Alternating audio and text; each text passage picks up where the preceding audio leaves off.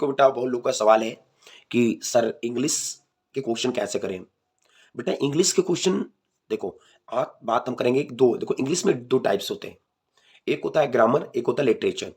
देखो बेटा लिटरेचर जो पोर्शन होता है, देखो सबसे बड़ी बात इसमें बहुत एक लॉन्ग क्वेश्चन होते हैं, एक शॉर्ट होते हैं, और बिल्कुल शॉर्ट और लॉन्ग पे बात करेंगे। अगर आप लिटरेचर के क्वेश्चन कर रहे हो, अगर आपको समझ में आ रहा है, देखो बेटा, तो सबसे पहले अगर कोई चीज लिख रहे हो तो आपकी एक हेडलाइन होती है। आपको बोर्ड एग्जाम में हेडलाइंस के लिखने हैं। देखो बेटा, अगर किसी के बारे में लिखना है तो उसमें हेडलाइन होनी चाहिए। अगर बड़ी बड़ी हेडलाइंस कर दोगे तो जो कॉपी चेक करता है ना, वो जानता है कि उसके बारे में लिखा है, तो आपका नंबर नहीं कट सकता। आपका हेडलाइन बहुत करता है। जो मोटिव लाइन होती है वो हेडलाइन होती है।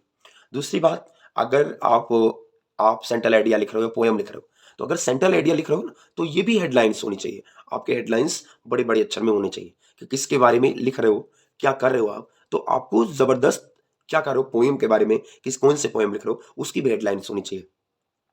बेटा देखो, सबसे बड़ी बात शॉर्ट क्वेश्चन होते हैं। शॉर्ट क्वेश्चन के बढ़िया से जबरदस्त सेंट्रल आइडिया, पोएम। अच्छा बेटा, एक और बात है, आपकी जो एप्लीकेशन है, बेटा याद रखना, अधिकतर लोग अगर ना जानो तो याद रखना, एप्लीकेशन अधिकतर एक पन्ने में आना चाहिए। बहुत लोग करते हैं ना कि एक पन्ने में लिखे, नहीं हम आया, बहुत नहीं आया, तो आप लोग डबल पन्ने में चले गए। ये बहुत गलती करो आप लोग। अगर एक पन्ने में, अधिकतर लोग ये मानो कि बहुत लोग करते हैं कि एक नहीं हम आया तो दूसरे में लिखने लगे, नंबर कट जाएगा यार। ज्यादा से ज्यादा आप कोशिश करो एक पन्ने में लिखने की, ठीक है। एक पन्ने में एप्लीकेशन लिखोगे तो अधिकतर स्कोर आपका हासिल होगा। दूसरी बात, अगर आप एक आर्टिकल्स लिख रहे हो, तो आर्टिकल्स में कोई, आपको याद रखना, कोई हेडलाइन की जरूरत नहीं होती। आपको हेडलाइंस, बहुत लोग देखें कि हेडलाइन अच्छे लिख दो, आर्टिकल्स में कोई हेडलाइन की जरूरत नहीं होती है। लेकिन जिसके अगर कोई सिस्टम आता है कि कोई के बारे में, अगर अगर मान लो मैचेस आ गया, कोई भी टीम्स, कोई भी अगर आर्टिकल लिखने को आ रहा है, तो अधिकतर लोग बीच में जितने भी कॉन्सेप्ट हैं उनके बीच में हेडलाइंस लिखा करो जो समझ में है, ठीक है।